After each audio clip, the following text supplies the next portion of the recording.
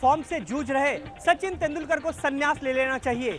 ये सलाह दी उनके साथ खेल चुके पूर्व क्रिकेटर और उनके दोस्त विनोद कांबली ने। ये मेरी निजी राय है और मैं किसी को दुखी नहीं करना चाहता हूं, सचिन के जो फैंस हैं, लेकिन ये मेरी निजी राय है पल्लवी कि सचिन तेंदुलकर ने ये टेस्ट सीरीज के बाद संन्यास ले लेना चाहिए। विदेशी किराना के मुद्दे पर अभी तक डेडलॉक बरकरार है।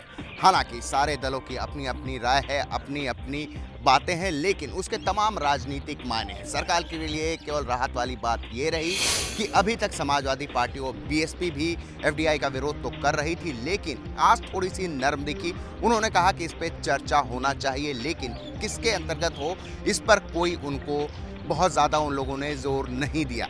दूसरी तरफ बीजेपी और पूरा एनडीए अभी तक इस बात पर अड़ा हुआ है कि 184 नियम के तहत ही इस पर चर्चा होनी चाहिए और साथ ही वोटिंग होनी चाहिए। वो नियम जिसमें बाद में वोट का प्रावधान है उसी में चर्चा हो, और वो नियम लोकसभा में 184 और राज्यसभा में 167 है, और इसलिए बहुत ही दृढ़ता से हमने कहा कि आप चर्चा कराइए। एफडीआई के मुद्दे पर चर्चा होनी चाहिए, लोकसभा में भी होनी चाहिए, राज्यसभा में भी होनी चाहिए।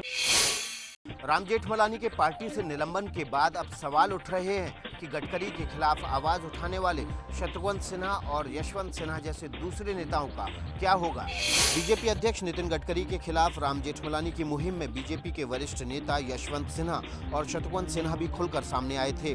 हालांकि राम जेठमलानी का निलंबन पार्टी के सीबीआई डायरेक्टर की नियुक्ति के स्टैंड के खिलाफ जाने की वजह से हुआ है। अब जबकि जेठमलानी का पार्टी से निलंबन कर दिया गया है, तो कार्रवाई की तलवार इन दोनों नेताओं पर भी लटक रही है। 26 नवंबर 2008 को मुंबई में हुए आतंकी हमले की आज चौथी बरसी है। इस मौके पर हमले में शहीद हुए पुलिस कर्मियों के परिवार वालों के अलावा पूरा देश शहीदों को श्रद्धांजलि दे रहा है।